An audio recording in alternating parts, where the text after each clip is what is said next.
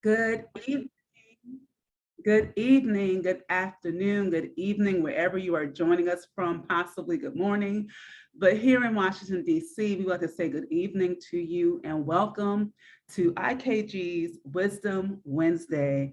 I am your IKG coordinator and host, Adjoa, and I am so happy that you are able to join us this evening.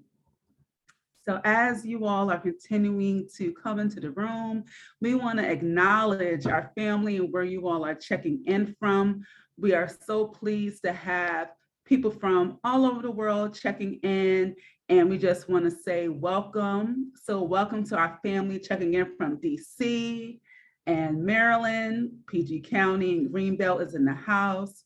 Family from Brooklyn, New York, the DMV, North Carolina, Mississippi, California, New York City, Silver Spring, Greenbelt. Let's see, LA is in the house. All right, Vancouver, Canada, welcome, welcome. Inglewood, California, Orangeburg, South Carolina, The Chi, Chicago is in the house. Rico Bay, Nashville, Tennessee, welcome, welcome. Orlando, Las Vegas, keep it coming in, family. Where are you checking in from? Thank you, and welcome. For those who may be new to IKG, just want to let you all know a little bit about IKG and the IKG Wisdom Wednesday. IKG Cultural Resource Center was founded by our very own Anthony Browder. He's a founder and director, and the Wisdom Wednesday lecture series is a free monthly lecture series held every third Wednesday of the month.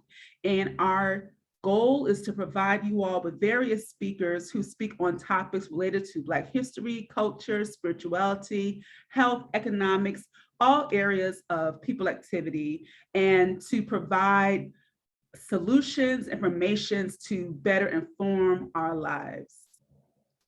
And this evening, we are so happy and pleased to present to you a program that we've been doing now with Friends of the Congo. We've been having, we've been part of their Break the Silence Congo Week for well over 10 years now. We've had a great partnership, and every October, Friends of the Congo host across the world different events around breaking the silence on the issues related to the Congo.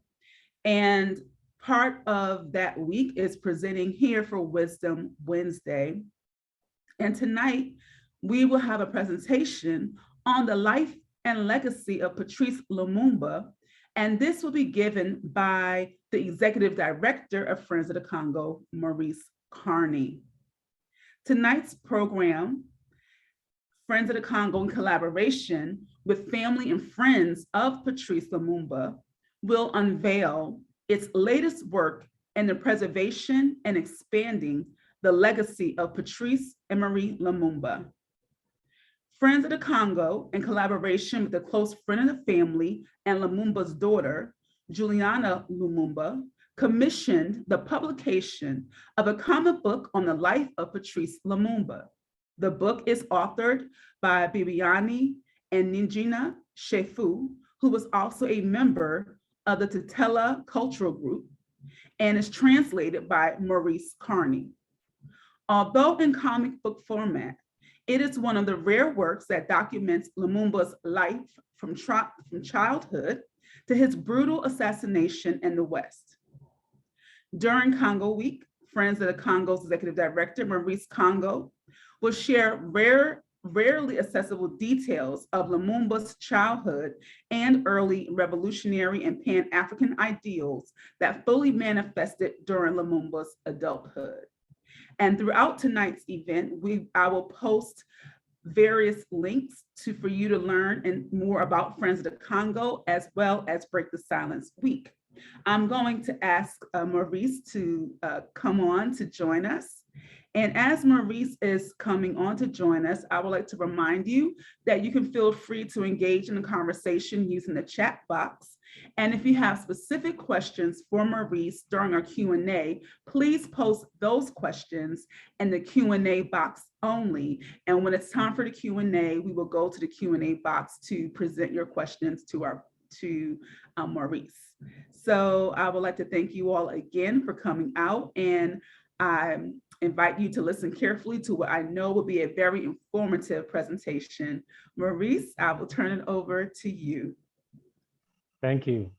Thank you, Adjo. And thank you to Institute of Karmic Guidance, Brother Browder and Sister Atlantis, and for having us on Wisdom Wednesday, yet again, for another Congo week. But just to give a brief background of myself and organization, Friends of the Congo is a solidarity institution.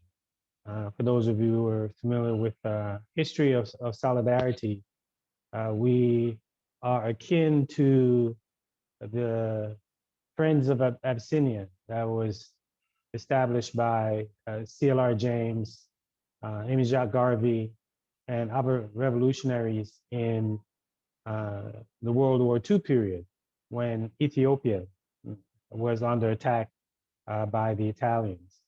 You had Africans abroad rallying and mobilizing to come to the side of Africans at home. At that time, it was Ethiopia. So in the same spirit and tradition, Friends of the Congo is rallying Africans abroad to come to the side of the Congolese and part of the African continent. So one of the two overarching aims of Friends of the Congo is to raise global consciousness about what's transpiring in the Democratic Republic of the Congo. And the second aim of our organization is to provide support to local institutions who are struggling, resisting, organizing in the spirit of the tradition of Patrice Emery Lumumba, Congo's first democratically elected prime minister, and one of its major independence heroes. So we see our work as part of a tradition of African liberation and the pursuit for African sovereignty.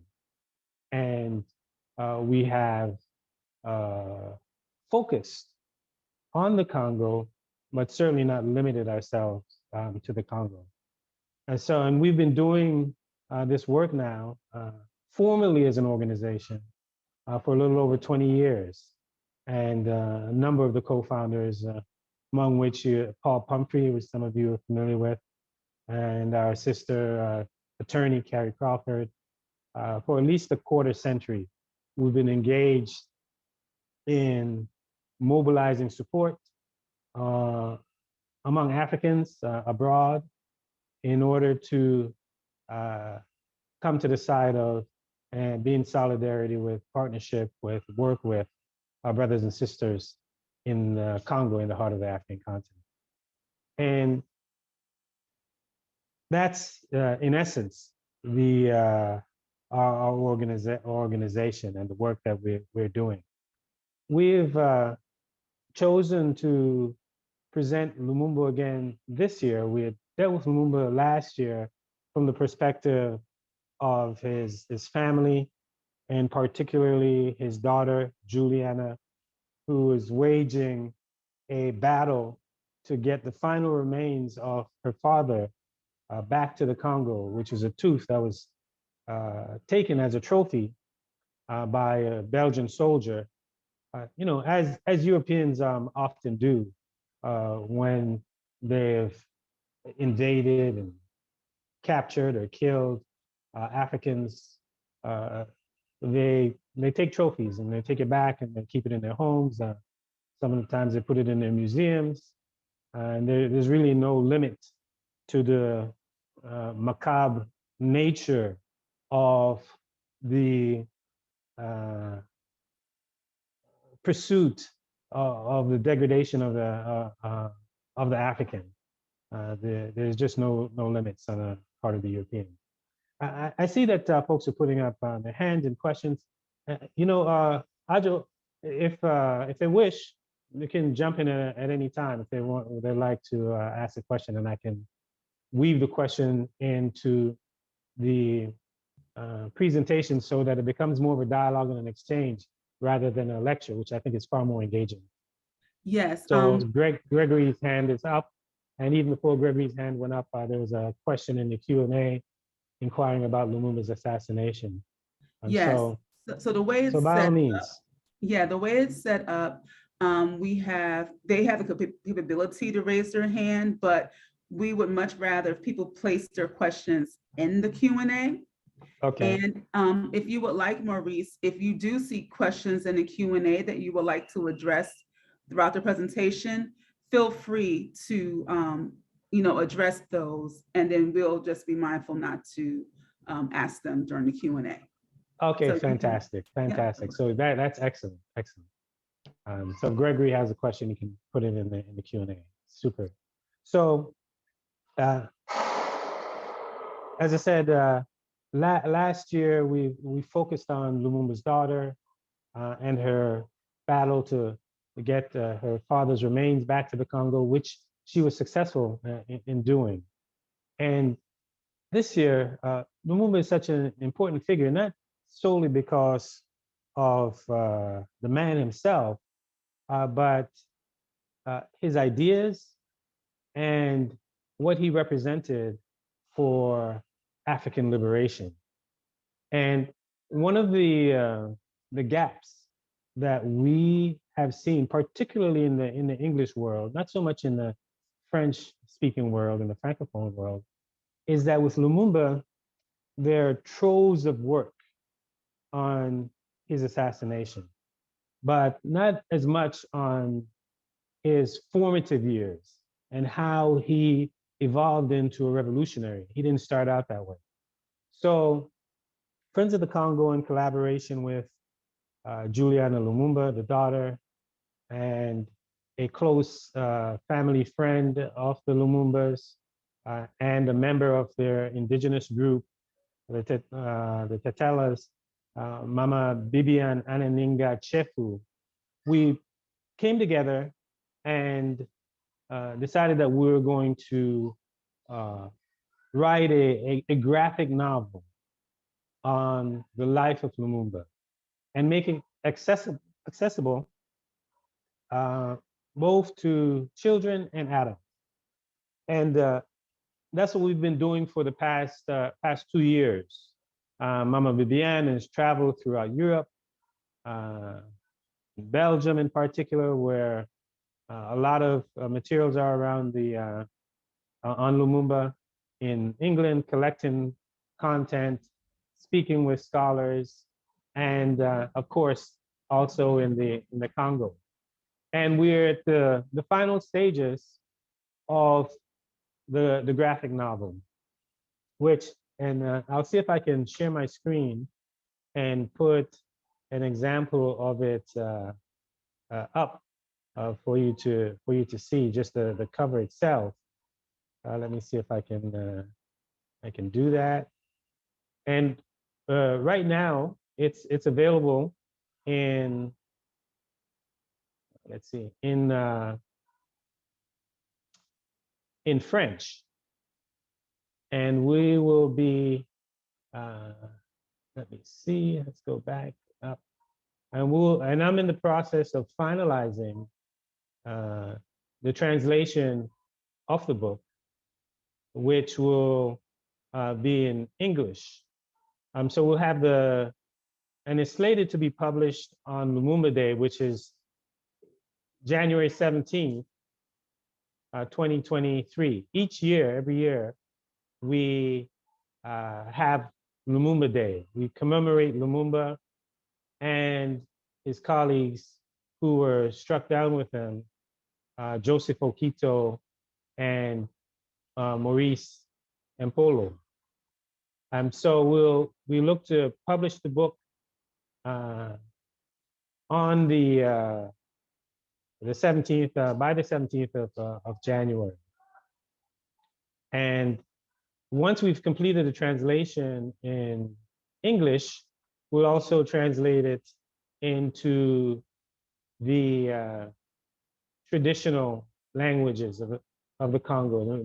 There are really four major traditional languages. There's Lingala, Kikongo, Chiluba, and Swahili. I think you can let me know if you can see the screen on the cover that we have. Right now, you're still in the folder. It's in the folder. Yeah, if you could double click on the image, I think that'll help it to pop all the way up. How is that? Oh, still in the folder. Let me see. What did I do? Why isn't it coming out of the folder? Okay, let me see this. Is that a little better? Let's see.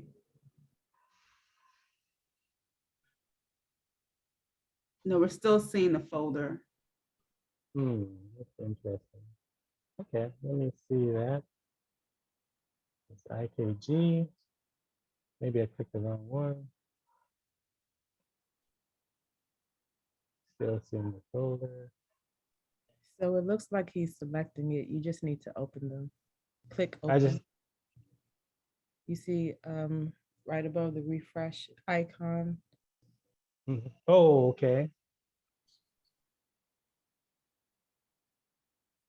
Where do I see? Open. It should select whatever. It should open whatever you've selected. Looks like it's there. It's not coming up, right? Not sure why it's just showing the folder.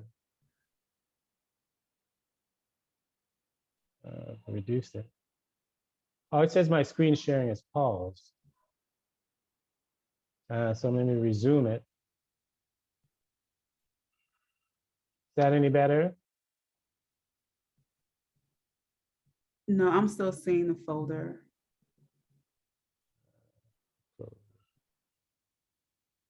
Okay. Yes, let's try it again. And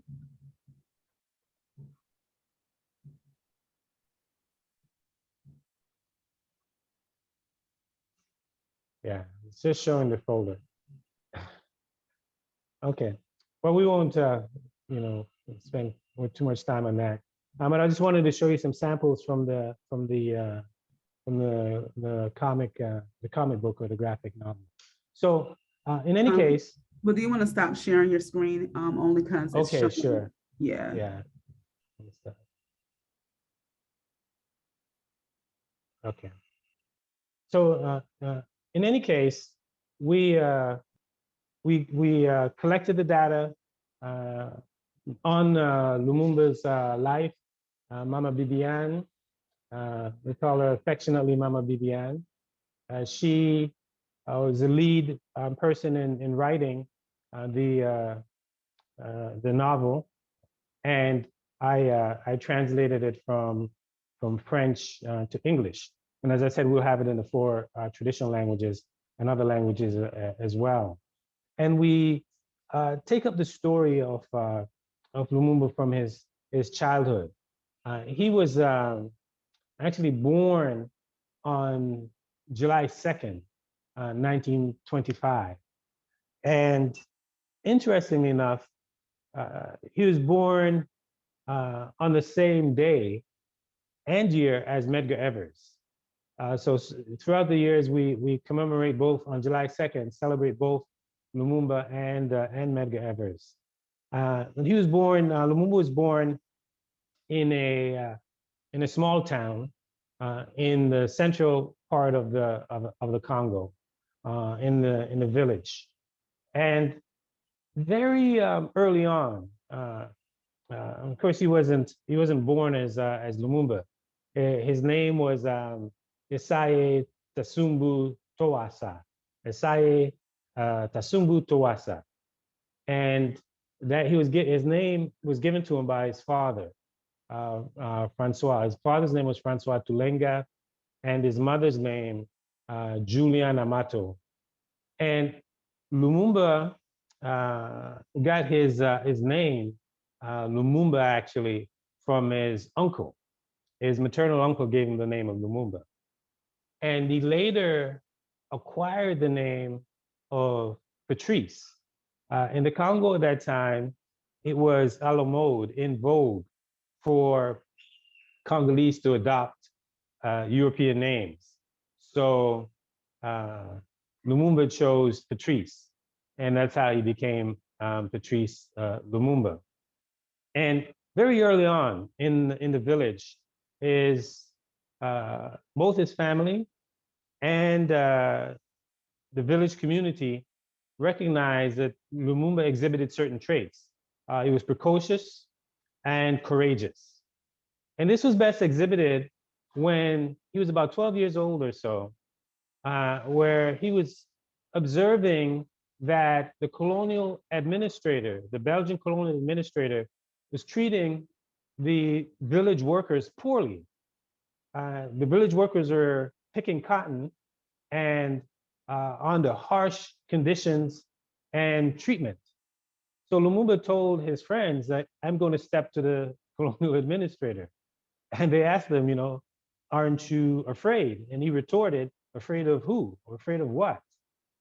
So he stepped to the colonial administrator and in essence demanded, this is a 12-year-old boy stepping to an adult, a white man at that, and he stepped to him and demanded that the workers, the villagers, get better treatment as they're picking cotton.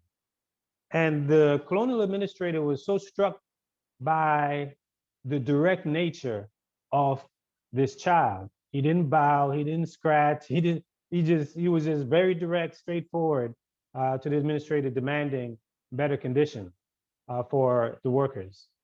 And the villagers were awestruck, dumbfounded by the fact that this 12-year-old boy was stepping up to this colonial administrator and making demands of him.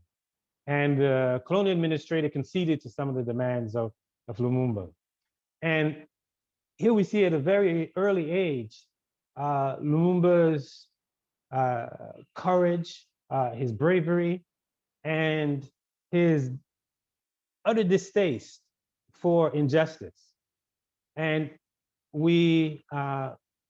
those characteristics that Lumumba appeared to embody naturally, which one can only venture to say had to been, acquired from the ancestors. So he had the courage. He was bold. He was brave. But in addition to that, he had this thirst and desire for knowledge. In fact, Lumumba read so much as a child that he was teased by his friends for having his head in books all the time and wanting to read all the time. And it was he himself who asked his father to enroll him in the school. He wanted to go to school. And he was ultimately enrolled in a missionary school, a Methodist school in his village. And the village where he is, the Onala, is in the modern day Kasai. If you do a search on Google, Kasai, you get an idea where that is in the center of the Congo. So he was enrolled in a Methodist school, but was ultimately kicked out of school for challenging the school teacher, because he felt the school teacher was, in essence, feeding pablum to the children, and really providing them with information and education that would make them become docile servants to the Europeans.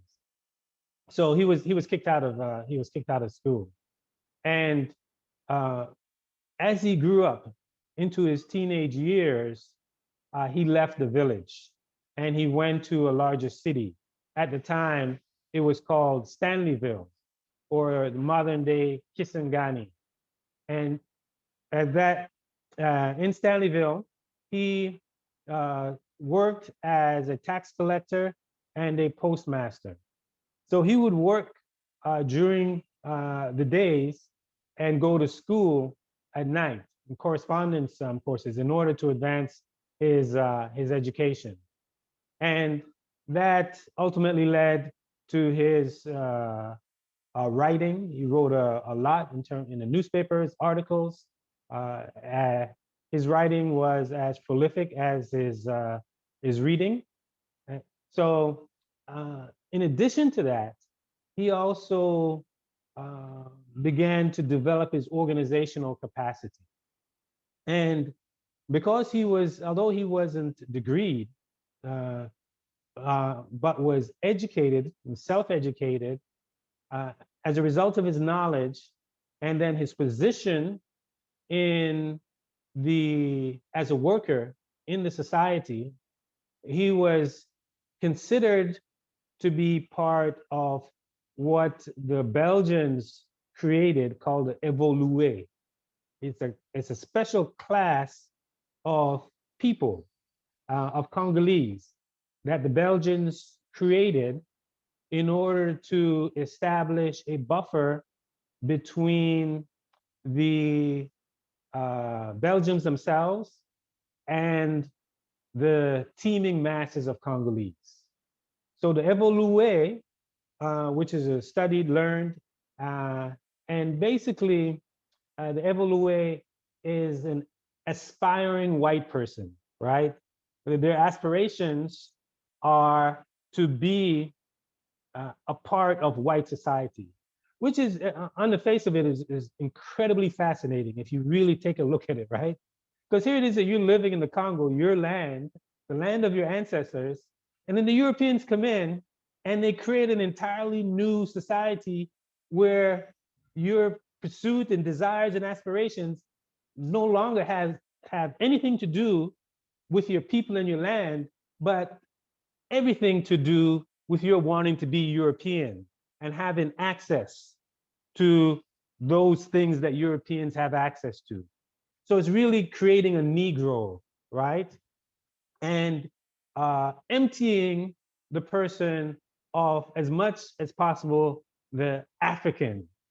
So Lumumba, being a part of the évolué, started to organize the évolué, so that because the évolué, they had privileges, right, that the European bestowed upon them, but they did not have full access, equal access.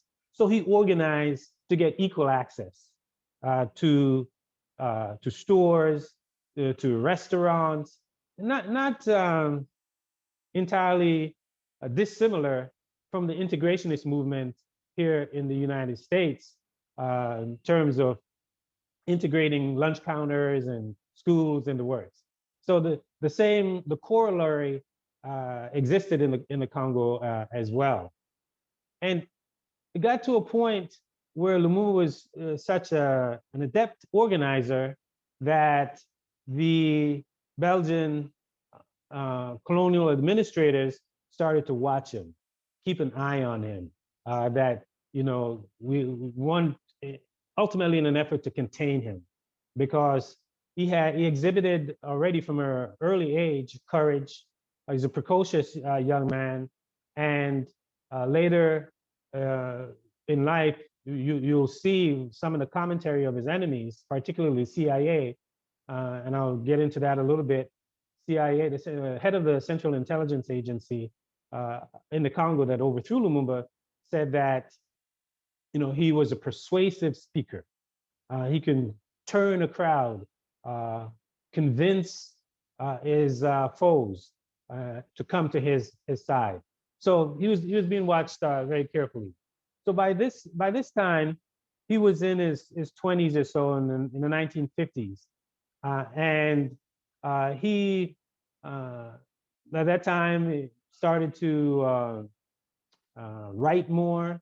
He wound up writing a book entitled "Congo, My Country," He had gotten married to his wife, Pauline, who had borne him 4 children at the time.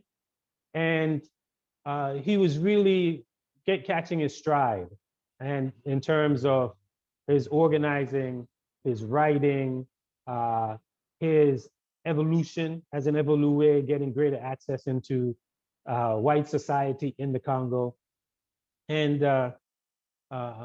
getting more and more political. So by the time we get to 1958, where Lumumba was, I think he was around 33 years old or so by 58, he, 2 critical events occurred. And in fact, Lumumba's life can be seen in 2 chapters, in a sense, pre-58 and post-58. Why pre-58 and post-58? In 1958, he established this political party, the Congolese National Movement, or Mouvement National Congolais, the MNC. You'll see in many of the writings, the Congolese National Movement, in October of '58, and Dr. George Nzengola Ntalaja, who wrote the book Lumumba. I think some of you may have purchased it from us. In that book, he made a key point that in establishing the MNC, that was Lumumba's party was the only national party in the Congo. That is to say that it was not bound by ethnicity. It wasn't an ethnic party or a cultural party. It was not bound by region. It wasn't located. It didn't have its base or its locale, its main base in one particular area of the country. It was national in scope and non-ethnic. While most of the other parties were ethnically based and regionally based. So that was one defining moment for Lumumba in establishing the party. The second defining moment was the 1958 All African Peoples Conference, the Accra Conference in '58, organized by Kwame Nkrumah, the president of Ghana, and spearheaded in large part by George Padmore. But it wasn't only Padmore and Nkrumah. Lumumba had gone to the '58 Pan-African Conference and was able to meet figures like Frantz Fanon, Amilcar Cabral, Tom Mboya, Ahmed Sékou Touré, just giants, right, of the African independence and liberation movement. And his participation in the Accra Conference of '58, the Pan-African Conference, in which incidentally was the first major Pan-African conference on the African continent.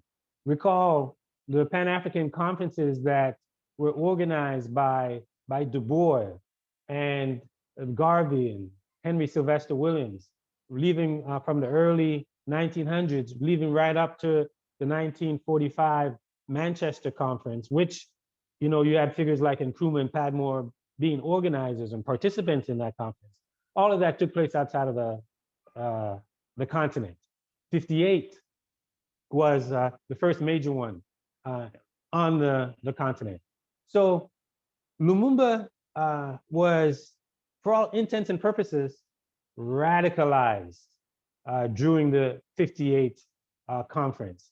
And not only was he radicalized, but he struck up a unique, exceptional relationship with Kwame Nkrumah, president of Ghana.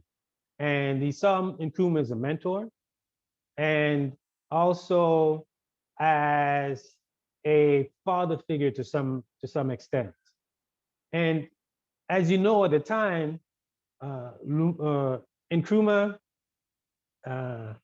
of Ghana, Ahmed Sékou Touré of Guinea, Modibo Keita, Mali, Zikwe, Nigeria, all those figures, but particularly Nkrumah and Touré were building the foundations of the United States of Africa, the Pan-African agenda. And in building that Pan-African agenda, that United States of Africa, they saw Congo as central to the overall Pan-African project, and saw Congo as Cheikh Anta Diop laid out in the Federated States of Africa, that Congo had industrial heft to serve as the development engine for the African continent as a whole, for a whole host of reasons, but certainly because of its tremendous wealth. And they committed, Nkrumah, Touré, to support Lumumba's revolutionary or independence movement in the Congo. At that time, the Congo had not yet received its independence. Lumumba, in going back to the Congo immediately, like in December and January, December 58, January 59, the conference of the Accra conference was in early December of 58. Immediately, he was mobilized. He went back to mobilizing thousands of Congolese in the streets to demand independence now for Belgium.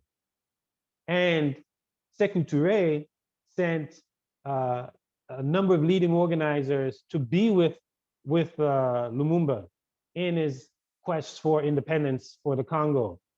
Two notable figures, Félix Mounet,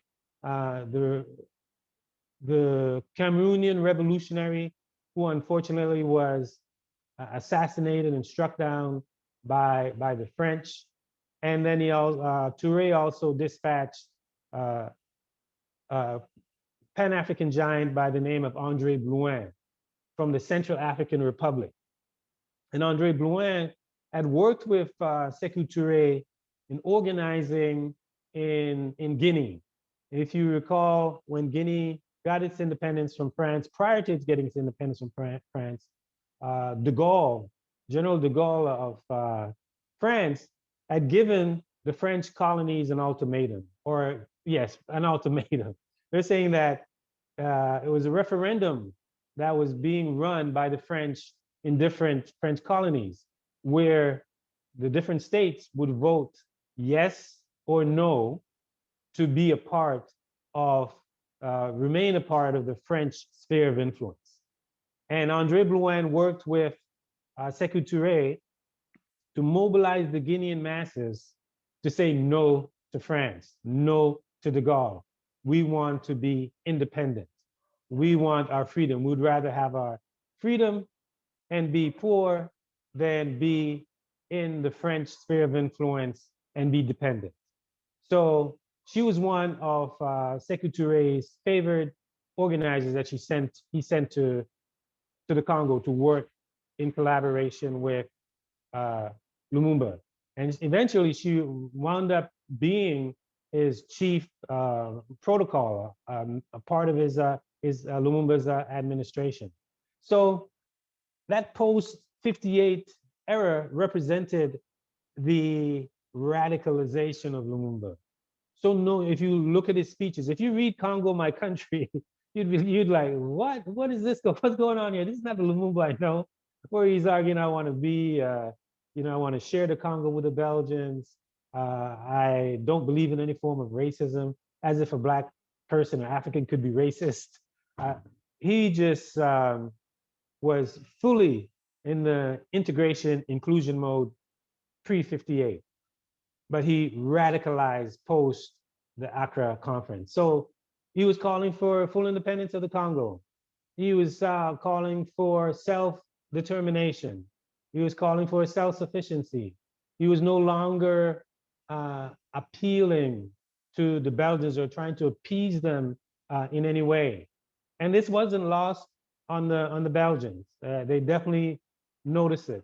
And this trajectory, right, of radicalization reached its apogee in a lot of respects, at least rhetorically, in 1950 and 1960. and Lumumba's independence speech. If you go to our Friends of Congo.org website, there's a button on there at the top that says Lumumba and the speeches.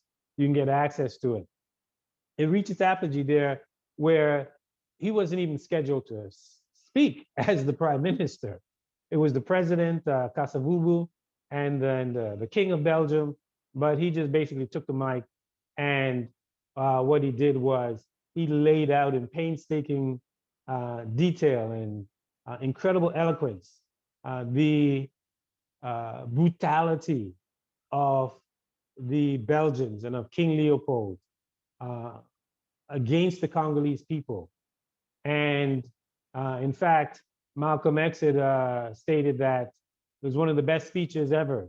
And he encouraged people to get that speech and tack it up on their wall and read it every day to see what kind of person was being birthed, what kind of political figure was being birthed out of the heart of the African continent, which led Malcolm to say of Lumumba, he was the greatest African to ever walk the continent. So that represented this period represented the radicalization of Lumumba. I'm going to stop there for the moment and just take a few questions, because we'll get into the overthrow and assassination. But at least I wanted to bring Lumumba to you up from his childhood, pre-58, his integrationist inclinations, and then his radicalization, which we cover in the graphic novel that we'll be publishing in January. And by the way, if you wish to pre-order the book, please, I don't know, Adjo, if they can put their email and names in the chat. Would you be able to collect it that way? Or even go to Lumumba Day. If you go to lumumbaday.org, there's a form you can fill out there saying what you can do for Lumumba Day. You can put in there that you would like to pre-order the Lumumba book, and we'll have your name in the database. Yes, Maurice, let's put that address in the chat for everyone, just to honor everyone's privacy in terms of email. Right, but we right. can also yes. put your email address as well in the chat. And if they would like to pre-order, they can either email you directly or go to the site that you just mentioned. What's the website again? And I'll place it in the chat for you. lumumbaday.org.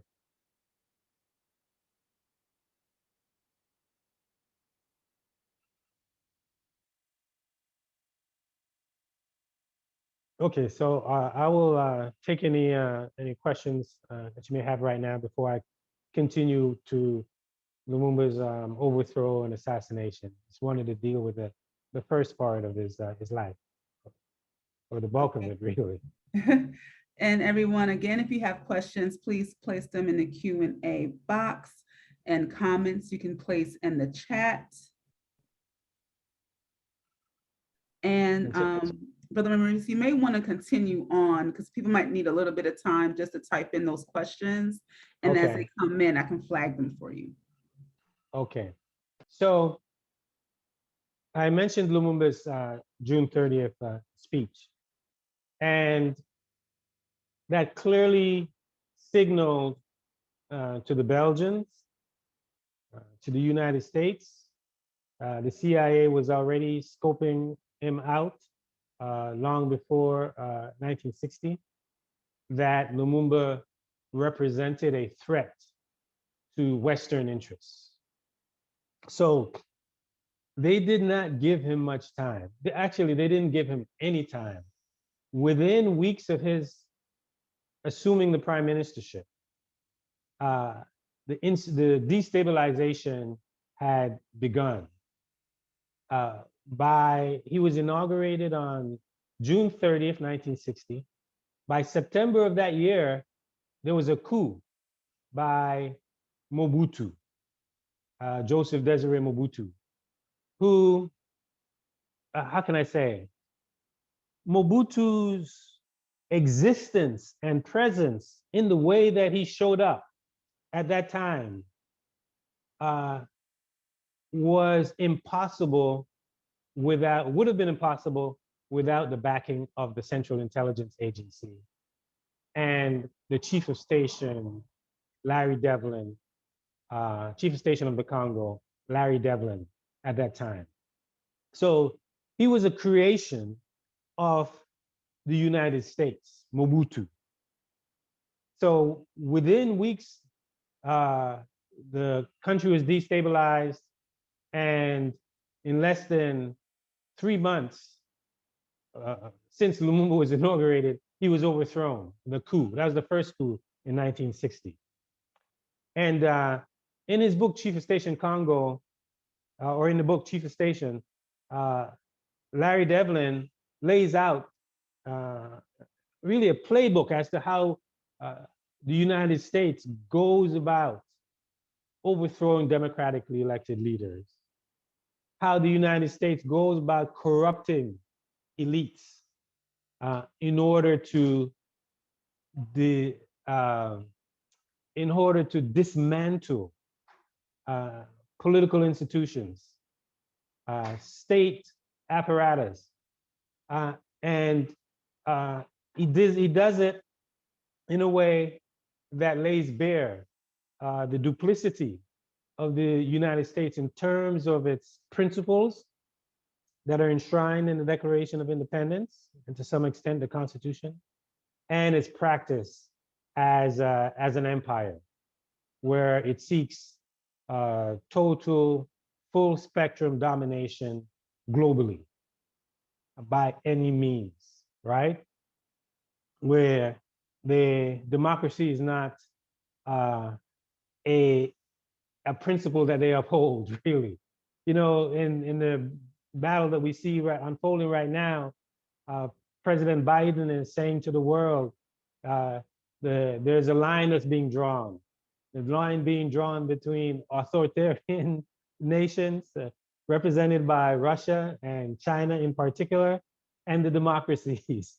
And he's rallying the democracies of the world, which is so far from the truth. The United States has never cared about democracies. It's cared about its strategic interests, its economic interests, and they'll work with whomever in order to meet those interests. So democracy is really put out there for consumption of the ignorant, to put the masses to sleep, to put the people to sleep, to present the United States in a laudable position as a nation that's pursuing honorable goals, such as democratizing the world. It sounds so beautiful. How can you be against democratizing the world? And then the fourth estate comes into play and endorse and spreads that propaganda. Fourth estate meaning the media. So the United States orchestrated the overthrow of a democratically elected leader in Patrice Emery Lumumba, and used Congolese elites like Joseph Desiree Mobutu to carry out that overthrow, to carry out the not only the removal of Lumumba from power, but also the dismantling of the nascent democratic state. Now, you'll see that it's really interesting. People make the arguments, you may see, they'll say, instead of focusing on what the US did, I was speaking to some folks, I think it was yesterday, and they were saying, well, Lumumba was impatient. Lumumba was a hothead. They came up with all kinds of quote unquote character flaws about Lumumba, right? And Lumumba is a human being. He wasn't a deity, right? We all have our frailties and our shortcomings as human beings. But when you start talking about the characteristics of Lumumba and his shortcomings in the context of the overthrow of Lumumba by the United States, that's like a Jedi mind trick. The issue is not Lumumba's shortcomings. The issue is a government, the United States, that overthrew violently a democratically elected leader. In a lot of respects, in fact, that's white supremacy in action, right? Because when one of our brothers and sisters are gunned down in the street by the state, by the police, then the engine clicks in, right? The media comes out, oh, he used to smoke weed, you know? Oh, Trayvon Martin, he was gunned down, he used to smoke weed. Oh, he has a record, right? They start bringing up all kinds of quote unquote negative attributes of the individual that was just gunned down. So just as the police gunned down our children in the streets, and then the media jumps in with all kinds of negative portrayals, that's how it's a part of the playbook. That's how the state works. And it's functional and operational on the international level as well. Even after the crime has been committed, you know, years after, people are still saying, well, Lumumba was this and Lumumba was that. He could have been whatever. The issue wasn't Lumumba. The issue was the overthrow of Lumumba, and who overthrew Lumumba, who committed the crime. And the United States government committed that crime in terms of overthrowing Patrice Emery Lumumba. So in our engagement with this issue, it's vital, absolutely critical, that we do not let the narrative be controlled or determined either by the corporate media or by the government itself. And you know, that's why it is so critical for us to be having these types of discussions, because the onslaught, right? The aggression, the violence didn't stop with the assassination of Lumumba. It continued with the justification and the false justifications of why Lumumba was overthrown and ultimately assassinated. So for us as individuals, as a community, if anyone start to bring that up, you know, we shut it down right away and keep our focus on the perpetrators, on the criminal, on the outlaw that took one of our revolutionary giants from us. And in his book, Devlin, you know, lays out, he said, and going back to some of the characteristics I shared with you about Lumumba, he said that my job was to move the discussion, move the action, right, from the suites to the streets. He said that if Lumumba was left to his own devices in the suites, in the parliament, and it was a question of democratic debate and rhetoric and exchange of ideas, he would he would win the day. He was such a persuasive speaker.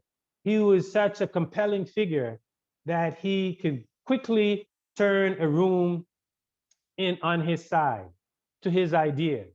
So the CIA's job was to move the action from the parliament into the streets, where it would be guns, fists, knives, it would be violence. And it is on that playing field that the CIA felt that it could defeat and overthrow Lumumba. And they were successful in moving the action to the streets. So that was a part of the tactic of the Central Intelligence Agency in the overthrow of Lumumba. Let me look at a couple of the questions. Henry Mondemore says, the Belgians under King Leopold and the Belgian government killed more than 10 million Congolese. Have the Belgians paid reparations for the genocide? So the short answer to that question is no. They haven't. They haven't paid any reparations. They haven't even given back Congo all that they stole from the Congo. It's still in the elements of Congolese culture are still in the Belgium Museum. In 1982, no, I'm sorry, in 2002, the Belgians apologized for their role in the assassination of Lumumba, and the Lumumba families trying to bring in a suit against them for reparations for that, members of the family. But the Belgian king had taken a trip to the Congo this summer, and they talked. He didn't apologize for the Belgian atrocities. He said they used the term regret. You know, we regret what happened to you, as if it's whatever happened to Congolese, just just a accident of nature. But there are young people who, both in Belgium and in the Congo, who are demanding reparations. Unfortunately, it's not coming from the political leadership of the Congo, because for all intents and purposes, the political leadership of the Congo is a neo-colonial leadership, to the point where when the Belgian king came to the Congo this summer, the president of the Congolese Senate told the other members of the Senate that the king was coming, so for them to make sure that they were dressed well and dressed properly. So that gives you some insight into the mentality of the Congolese elite, still very much captured. Their minds are still very much captured by Europe and European ideals and white supremacy. So no, the Belgians haven't mentioned anything about reparations, but there is a nascent reparations movement unfolding.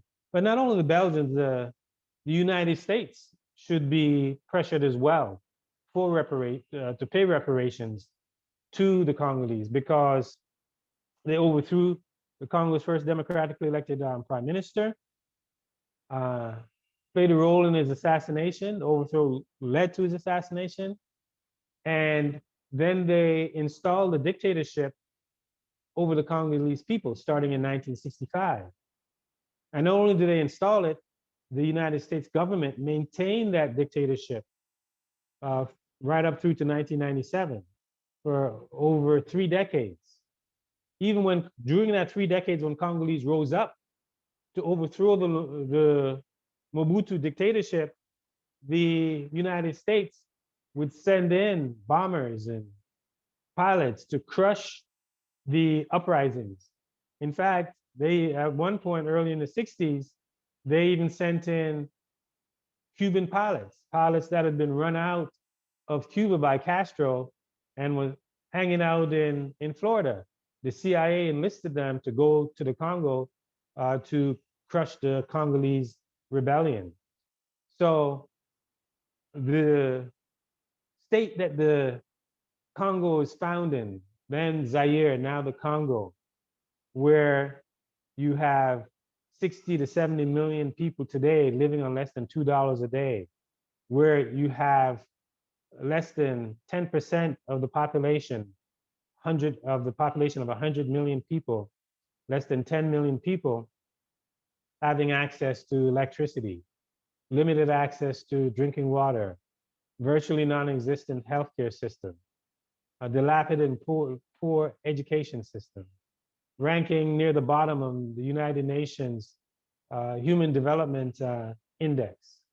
So the United States is directly responsible for the last half a century of Congolese suffering that they had imposed upon the Congolese people. See if I can get to another question here. It says, Todd asked, is it true that Mr. Lumumba was killed, his body dipped in sulfuric acid, and a few police took parts of his body souvenirs? Yeah, I think I mentioned that already, that is very much true. Lumumba was killed through assassination, through a firing, he was assassinated by a firing squad. His body was later, and then buried. His body was later dug up by Belgian soldiers. They were ordered to dig up his body, and they chopped it up into his body into fine pieces. And they took those fine pieces and dumped it in a barrel of sulfuric acid. To the goal was to get rid of any signs of Lumumba, right? To erase him from the planet, to erase him from the memories of the Congolese, to erase him from the consciousness of the world, right? And when those soldiers dipped his body into acid, that's when one of them took his tooth and took it back to Belgium with him as a trophy.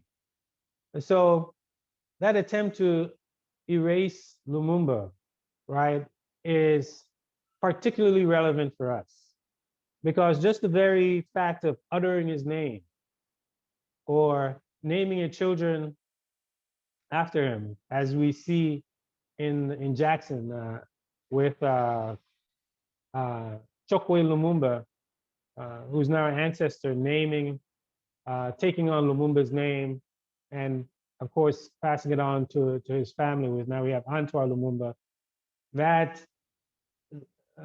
taking on the name Lumumba, uplifting his name,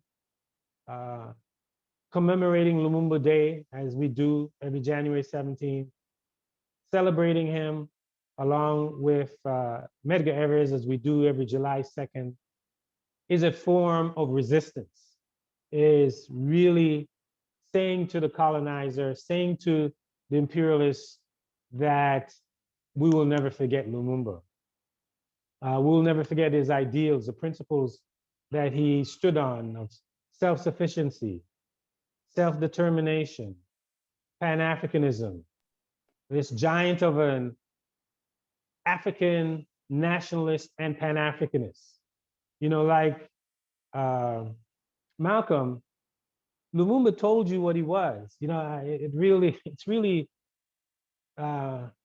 fascinating to me how people try to put labels on our freedom fighters, who in their speeches and their writings tell you who they are, the ideology they embrace. You know, try to say that they try to say that Lumumba was a socialist. He was in the Soviet camp.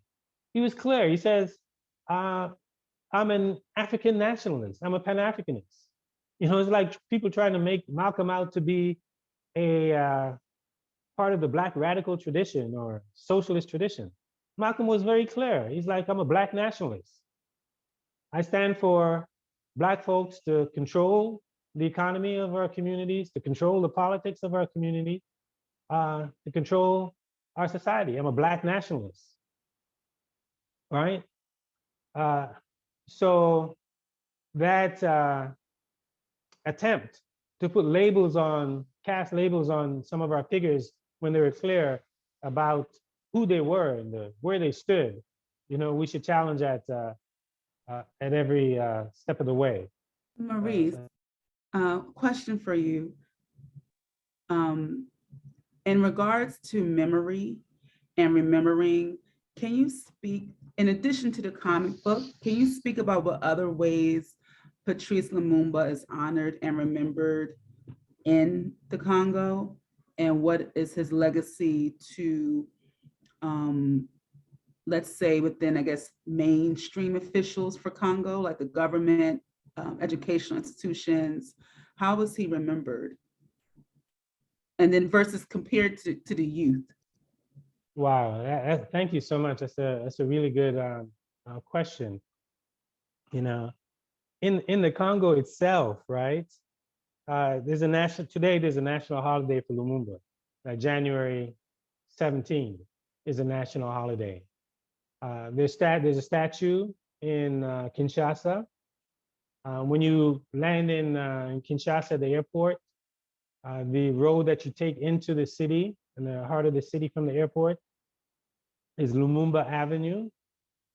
And he's recognized in a limited way. If you speak to any Congolese, they'll tell you that they didn't learn about Lumumba in school. He wasn't held up or taught uh, like, we would learn even here about, let's say, Martin Luther King, for example. So he's not in the curriculum in the Congo, and that's one of the pursuits of the Congolese, to try and get Lumumba and his ideals and his teachings infused in the curriculum. You find the youth, particularly those who are Pan-Africanist and on the radical end, they lift them up through their songs, through the music, through the art. Those who, and you'll find that among youth who are organizing for change in the country. In fact, one can argue that Lumumba is celebrated more outside of the country than he is in the country. Because you have universities, the Lumumba University in Russia is probably the best example, being named after him. Streets being named after him, children being named after him. He's a truly global figure. And when it was found out that he was assassinated, you had, figures here in the United States, like Max Roach, Abby Lincoln, Maya Angelou, Amiri Baraka, all storming the United Nations for the role the UN played in the assassination of Lumumba. So you find the celebration of Lumumba more, I would say, outside of the Congo than you do in the Congo itself. But that the youth in the Congo who are organizing are bent on changing that status quo and infusing Lumumba in the education system, in the contemporary culture, as much as possible. Okay, twofold question. Can you speak a little bit more about the university, the Lumumba University in Russia? What was that relationship and how did that come about? And second, can you speak to the goal of the comic book as a form of education, a form of memory for Patrice Lumumba? Yes. When Lumumba was, after Lumumba's assassination, a number of nations around the world stepped up, not only to hold up Lumumba, but also to support his children. For example, Gamal Abdel Nasser took in the children of Lumumba. Juliana, Roland, and the others grew up in Egypt under the protection of the Egyptian state. And so you found that there are different nations, especially those nations were either non-aligned or not in alignment with the United States, erecting institutions. So that's how the Lumumba University was named in Russia. And then they would invite students from Africa to come there to study. So that was a way of the USSR paying tribute to one of Africa's fallen heroes. Now, as it relates to the comic book is, or the graphic novel as they call it these days, is a part of a Lumumba Legacy Initiative that we've launched. And the Lumumba Legacy Initiative entails trying to get a statue of Lumumba that was in Lumumba's village or in Kisangani, or even replace the statue that's there in Kinshasa. Our brother from California, Nigel Binns, developed a remarkable statue of Patrice Lumumba. and that we're trying to get erected in the Congo. And the Lumumba Legacy Initiative entails working with the Lumumba Family Foundation so that we can collaborate in extending his legacy. So we have, for example, what we call the Lumumba Scholars, where we provide scholarships for students in university. And if you go on our website, friendsofthecongo.org, you'll see the information about Lumumba Scholars. But the idea is to support these students, and in return for our supporting them in their scholarship, they learn about Lumumba and his ideas, his teachings, and then organize to carry on his struggle for free and liberated Congo and a free and liberated Africa. So the Lumumba Scholars is also part of the legacy. Then we have each Congo week, we have the Lumumba Prize, where we give an award, Patrice Lumumba Humanitarian Award, to mainly a deserving Congolese or African. And over the last few years, we've given the award to Congo's only Nobel Peace Prize laureate, Dr. Denis Mukwege.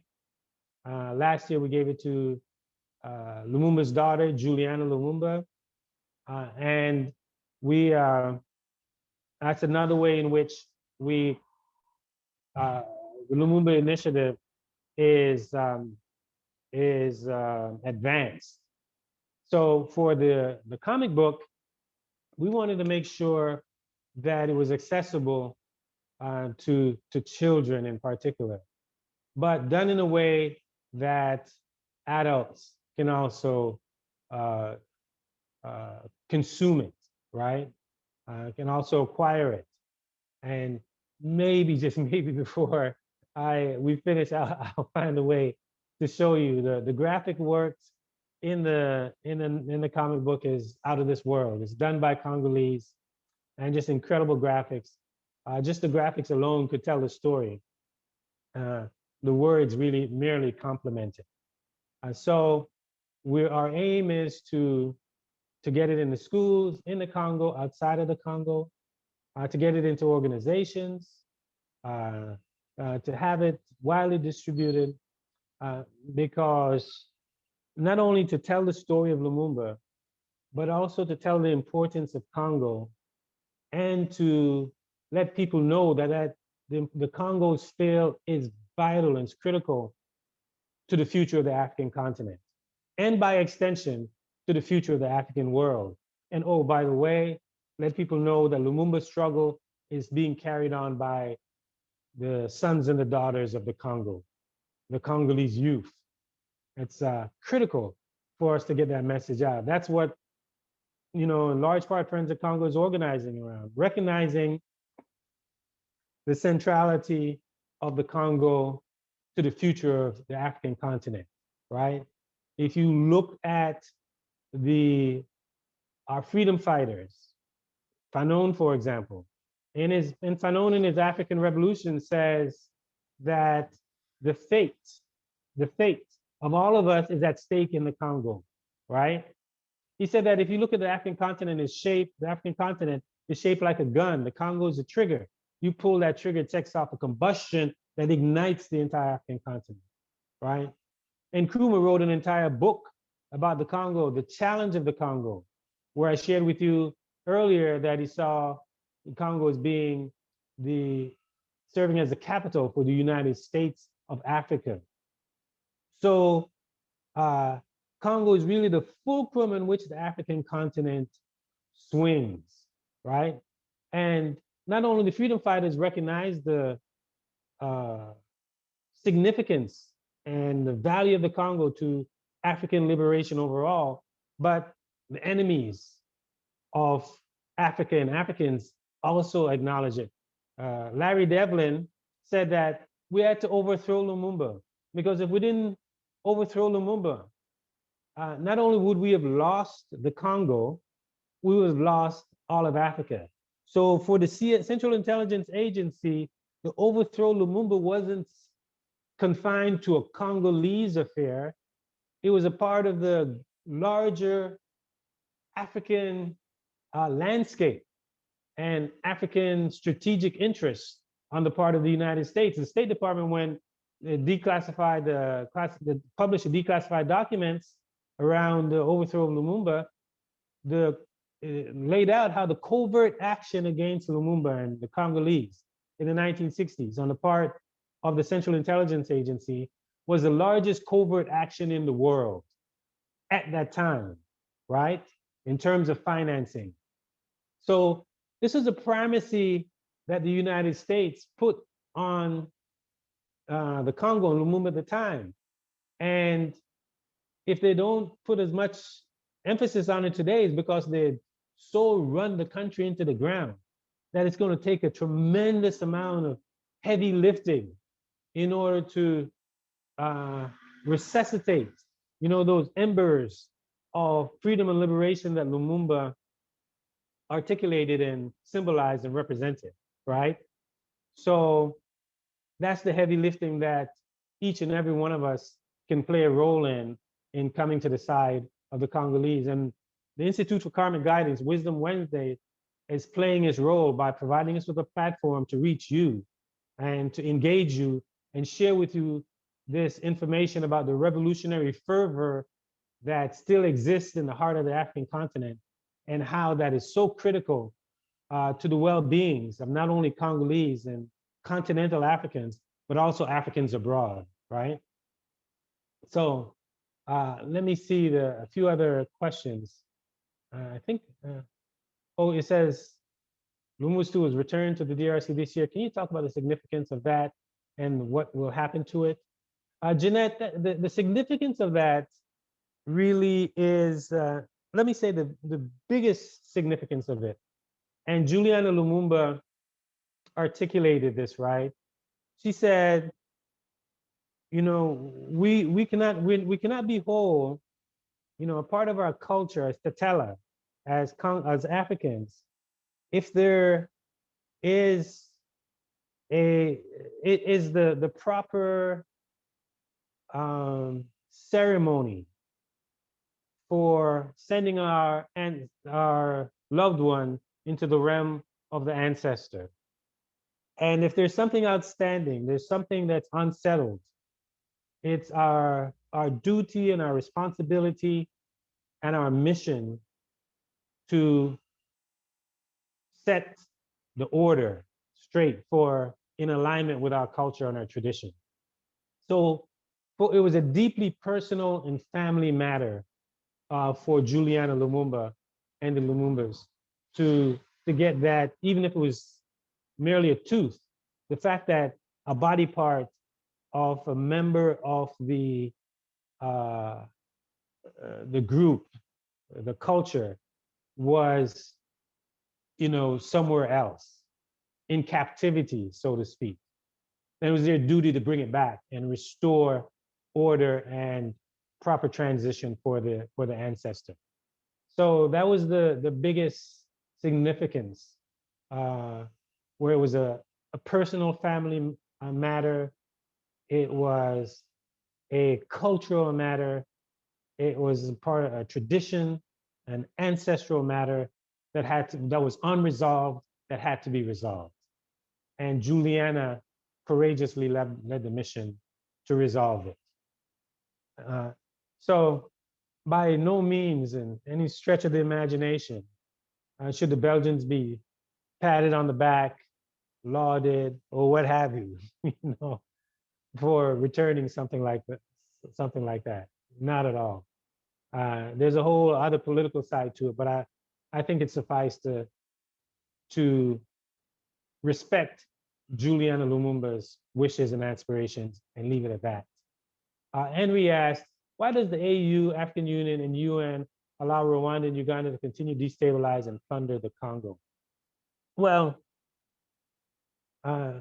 you see, it's really not even so much the AU and the UN. It's the United States. Because whatever the United States says or wants, it gets, The United States wanted to invade and overthrow Libya, right?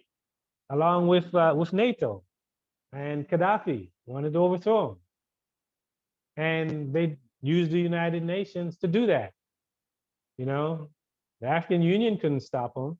That's what the United States wanted. It was in their strategic interest to destroy the most ardent and radical Pan-African government that existed on the African continent at the time, that was willing to put its money behind Pan-Africanism in terms of paying its due and union, its dues, its fees to the African Union itself, wanting to set up African currency backed by Libyan gold.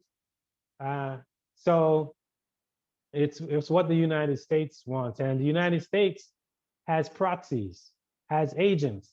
And it so happens that the president of Rwanda, Paul Kagame, and the president of Uganda, Yoweri Museveni, are agents of imperialism, agents of neocolonialism.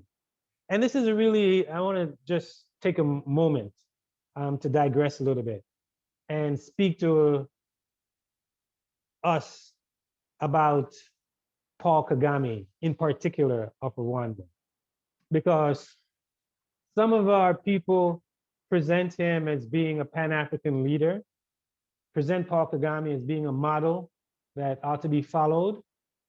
You know, why not? He has clean streets in Kigali, they say, right? However, I don't think I would be exaggerating or delving into hyperbole if I were to say Paul Kagame is an enemy of African and Africans, right? He's got the blood of millions of Africans on his hands, leading an invasion of the Congo in 1996, again in 1998, and then with the backing of the United States, militarily, intelligence, money, the whole bit, equipment, right?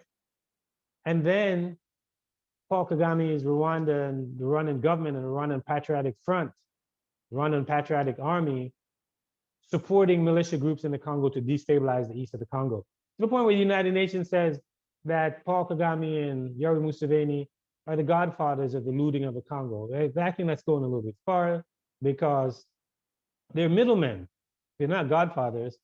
They loot the Congo so that they can sell Congolese resources to, Western corporations. But let's just take a stat.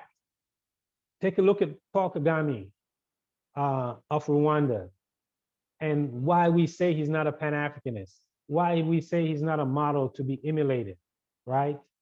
Here it is that Paul Kagame actively sought inclusion into a colonial relic, the British Commonwealth, right? He advocated, he lobbied to be a member of the Commonwealth. I don't know. As far as I know, Pan-Africanist, the tradition of Pan-Africanism, was to dismantle the master's house, was to dismantle colonialism, dismantle neocolonialism, not to be included in it, right?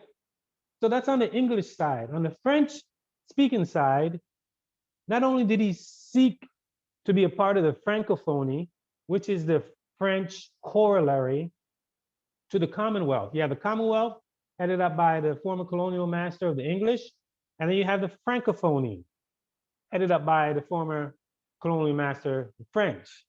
But not only did Paul Kagame seek to ensconce himself in Rwanda in the Francophonie, but he also sought the presidency of the Francophonie, which was acquired by his former Minister of Foreign Affairs, Louise Mushikiwabo, where she duked it out with the Canadian Michel Jean, who was the head of the Francophonie. So to make an argument that you're a Pan-Africanist and then you seek to ensconce, to house yourself in the Commonwealth and the Francophonie, that's a pretty tough pill to swallow. So for those, I encourage you, for those people that you know, some of you know many of them, argue that Kagame is the model to follow, and that he's a Pan-Africanist. Please challenge folks, ask them to explain to you how this Pan-Africanist has sought to ensconce himself in the Francophonie and the Commonwealth. In addition to that, immigrants, African immigrants that find themselves in Israel or in Europe. Kagame has gone to Benjamin Netanyahu of Israel and to Boris Johnson. As you know, the white folks don't want Africans in Europe. They go and they destroy Africa, countries in Africa, as they did with Libya. And then when the Africans flee the destruction that was wrought on their land, then they say, you know, you can't come here, not here. So Kagame has gone to them and said, hey, give me some money. I'll take them and bring them to Rwanda, you know. So he counts as his friends, the figures like Netanyahu, Tony Blair, Bill Clinton. Half of his budget, up to half, it may have been reduced a little bit by now, is funded by the West. You find him at Davos at the World Economic Forum, cavorting with the wealthiest of the world. So he serves as a proxy force for the French, who have oil interests in Mozambique. So he sends his soldiers to Mozambique to defend Total Oil of France against Mozambican indigenous uprisings, a rightful outrage of the plunder of their resources by the French. So he's a soldier for hire. He does the bidding of the West. Don't be fooled by his rhetoric when he says that, you know, Africans should do this, Africans should do that. Kagame is no Thomas Sankara, right? Not even close. So I don't want to spend too much time on it, but I wanted to at least make that point and share with you the crimes that he's committed in the Congo, the fact that he's anything but a Pan-Africanist, and that he's an enemy of Africans. So the relationship that exists between the DRC, Rwanda, and Uganda today, was that different in Patrice Lumumba's day or the same? It was different. One thing that you've seen that, you know, today is different from yesterday is that you had groupings of nations that really, you had leaders that really sought to lift up the continent as a whole. Not to say that there were divisions, because the major blocs back in the early independence era in the 1960s was you have this so-called Casablanca bloc of African nations, you know, represented by Ghana and, you know, Mali and Guinea. And then you had the Monrovia bloc, the more conservative bloc, represented by Ivory Coast and, you know, Kenya and a few other, some of the other nations that wanted to move slowly and not necessarily follow a radical path. So there's that division has existed throughout the post-independence era. But Rwanda and Uganda, that instability really began in 1996 and increased in 1998. I saw 2 hands up. I don't know if there are other questions. Yes, I asked everyone to post any final questions in the Q&A box.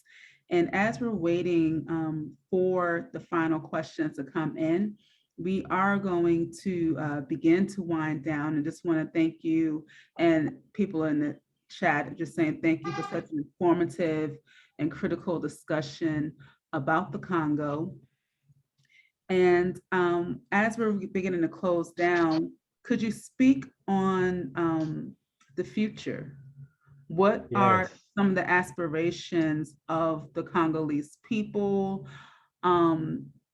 as we look at how Africa is changing in terms of population and immigration into Africa, and those who are controlling Africa, beginning the new maybe new colonizers of Africa? How is this impacting the Congo? And yeah, what's the future Sure. prediction? Thank you. And I want to reiterate again. Thank you for the question. I'd like to reiterate again. Go to lumumbaday.org, lumumbaday.org, and provide and enter your information. Let us know that you like to pre-order the Lumumba graphic novel comic book. Thank you so much for that question, my sister. Really, if you look at the African continent today, right, as we speak, and if you look at the U.S. policy coming out of the Trump administration and now the Biden administration towards Africa, Africa, as it has been, right, is an arena for great power competition. Actually, great power competition and small power intrigue. Great power meaning like China, Russia, United States, competing diplomatically for African votes at the United Nations, and more importantly, for African resources. If you were to do a cursory look over the last 5 years or so, you'll find that there's been, China Africa Summit, India Africa Summit, Russia Africa Summit, Turkey Africa Summit, British Africa Summit, right? All kinds of Africa summits where large and small nations are trying to cavort African leaders trying to acquire access to the wealth. So Africa is in demand, as it has been for the past 500 years, right? Demand for its wealth. It's the wealthiest continent on the planet.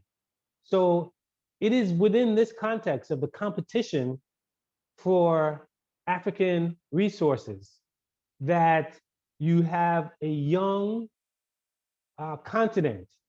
In the Congo itself, the median age is like 17, right?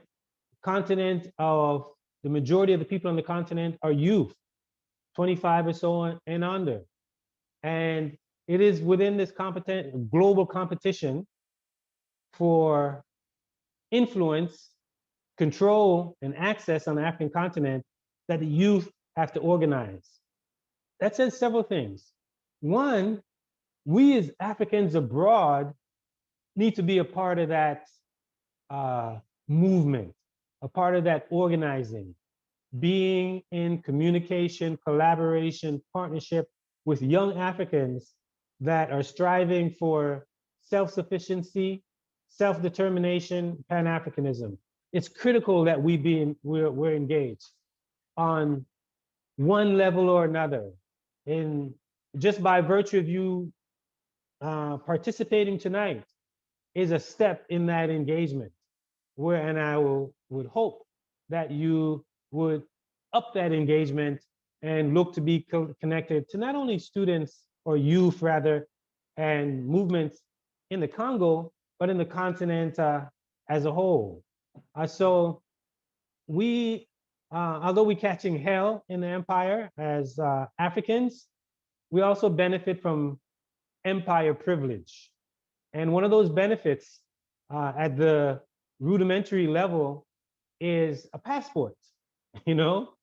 With a US passport, you can travel anywhere in the African continent. In fact, it's easier for us to travel throughout Africa with a US passport than for any African in the African continent to travel within Africa, right? We can go places easier in Africa than Africans who are living on the continent can go with their passport from Congo, from Uganda, from Rwanda, or wherever, right? It's just a fascinating thing. But let's maximize our empire privilege, right? And travel to the continent. We can travel there in person, and we can also travel there virtually. So the youth are organizing in different countries. They're not limiting their organizing to the borders that were created for them by the Europeans. Congo is not a country that was created by Congolese. Congo was created by Europeans at the Berlin Conference in 1884, 1885. It was bequeathed to the Congolese after much trial, much tribulation, much death, much destruction. And Congo, like much of the other African countries, were designed for extraction. That is to say, they were designed to be colonial outposts where the wealth was, so the wealth could be extracted from the Congo. It's like that for most of Africa. And that design, that blueprint hasn't fundamentally changed. So what Africans are doing, Congolese and others, they're organizing to change the design so that the wealth on the continent is not extracted to be refined and processed outside of Africa and then sold back to Africans as a finished product.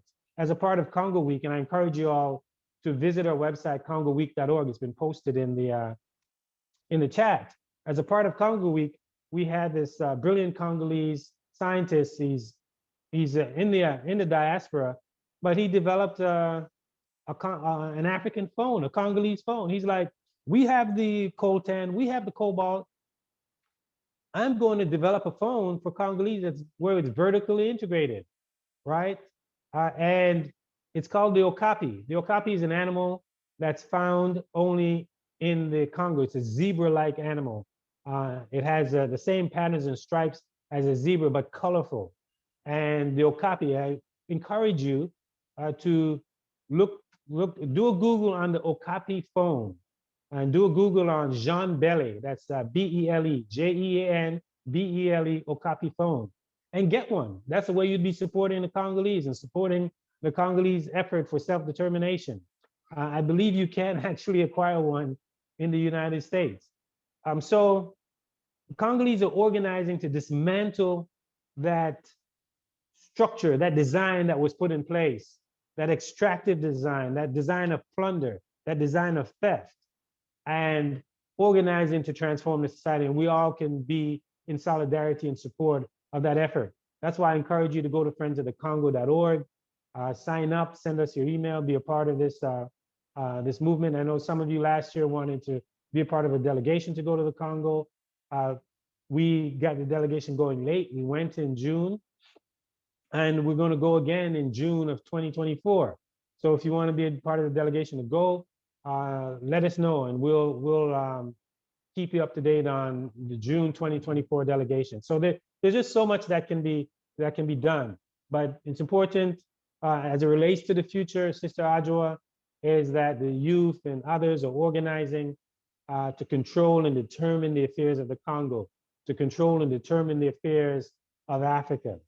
And they're reaching out to their brothers and sisters on the other side of the Atlantic to be a part of that process, to be a part of that organizing process. And if you have businesses and you want to, we have women farmers in the Congo that are growing a plant called Artemisia. The plant is refined and processed into a tea, and that tea is used to help to build the immune system, to try and prevent malaria, and if you catch the malaria, to help to address it. They would love nothing more than have you invest in them. When they get the proceeds from selling the Artemisia plant, that's Artemisia, Artemisia, the Artemisia plant, then they invested it in a local mutual aid that provides for the healthcare of women in the village, children in the village, and especially for prenatal care for women. And they also use some of the proceeds to help rescue children who are caught up in the cobalt mines. So that's an incredible project that's being run by Congolese women farmers. So there's so many initiatives that you can be a part of and that we can connect you to. I just spoke to Indiana University today, and they're looking to connect their farmers with Congolese farmers. A colleague of mine just established a relationship between Tuskegee University and the city in the Congo, and then trying to connect the Tuskegee scientists with a Congolese scientist. There's a place called Yangambi in the Congo, the heart of the Congo rainforest, that they're trying to build ties in, and really carrying on the tradition of Booker T. Washington and his Togo plan. He had a plan for Togo, even though it was criticized at the time, but he was still looking towards Africa. So the Tuskegee University and the Tuskegee city is in a collaboration with the city, Mbuji-Mayi. It's a diamond capital of the world, Mbuji-Mayi in the Congo. So there are a lot of connections, and collaboration that can be held. Okay, great. And two more questions came in. We'll make these our final two questions. And I'll just combine them as one. From Jeanette, are you hopeful we will ever have reparations for the crimes committed against us in America? And then Eric Johnson asked, what specifically is AFRICOM doing in the Congo? So reparations for us in America. And then probably want to start with Eric Johnson's question. What specifically is AFRICOM doing in the Congo? And then Sure. the question on reparations, yes. Right, AFRICOM is all over the continent. And they're doing what they do. They go in and they train soldiers. They support authoritarian regimes like in Rwanda and Uganda. So they're very much present in the Congo. When President Obama first came into office in 2000, it was just before his inauguration, 2009, AFRICOM delivered a boatload of weapons to the Rwandan government. That was when I think General Kip Ward out of Morgan State was heading up AFRICOM. So yeah, they're very much in the Congo. As it relates to reparations, was it reparations for here at home and reparations abroad? Was that the question? Yeah, it was reparations for here, but if you can speak to reparations here and reparations abroad, so reparations in general, what are your thoughts about the likelihood of that happening? Yeah, and the reparations movement is certainly picking up. You know, you have Cobra, who has been at it, you know, for ever and a day. Our brother Camard out of Chicago, and our sister Adjoa Ayatoro, and you know, you have it coming out of the Caribbean with Hilary Beckles, and even now with the commission that's headed up by Ron Daniels and his Institute for Black World and pushing the reparations, the ADOS community pushing the reparations, and there's even some limited reparations given to, I think California state is looking at it as a state, and different states are looking at the reparations. So I think that, you know, there will be some, I don't know if it's to the extent or the level that we deserve and ought to have, but there, you know, there seems to be some renewed momentum, right? Sheila Jackson Lee out of the Congress, taking up John Conyers, the baton from John Conyers, is an ancestor now. So if that momentum can continue to build, I think there will be some thing that will come out of it, right? I don't know to what extent, but I am hopeful. I think the extent to which African continent, right, can be strengthened. I'm envisioning a scenario where Elon Musk, Tesla, General Motors, major auto companies out of the United States, the US military who needs cobalt, where there'll be a strong enough African state to say, well, you want our cobalt, you're gonna have to do right by Black folks in the United States. You're gonna have to deliver on reparations. You're gonna have to stop gunning down Black boys and girls in the street. That is my vision that I see, where you're dealing on the level of power at the state level, where Africans actually control their resources on the continent and then make demands on the US and on Europe for Africans that are abroad.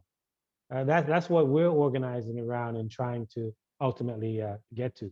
That's the vision that we have, at least one anyways, as it relates to, the question of reparations. Wonderful, great way to close out. Thank you again. And before we officially close out, the graphic novel, is there a cost attached to it just yet? If so, how much? And no, we'll know the cost by January. We haven't put a cost to it yet, but we'll know by January.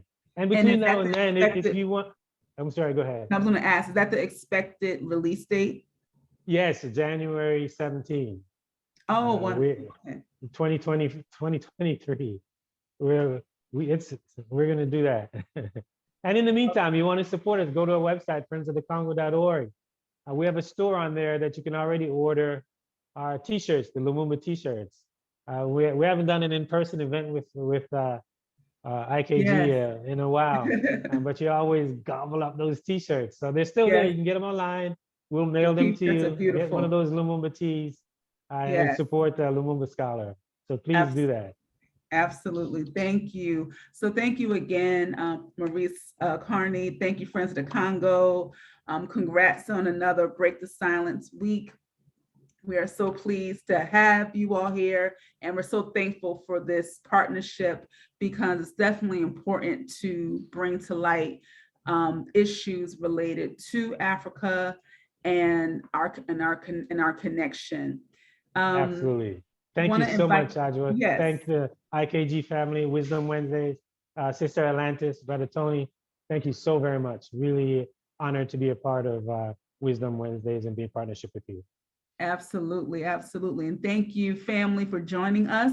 And we want to invite you to our next Wisdom Wednesday, which will be on November 16th. And we will have Omowale Afrique, and he will be speaking on Hannibal Tyrus Afrique, Restoring the Works of an African Giant. So this presentation will be honoring the life and legacy of Baba Hannibal Tyrus Afrique. And that again will be on November 16th. So please look out for the registration for that event.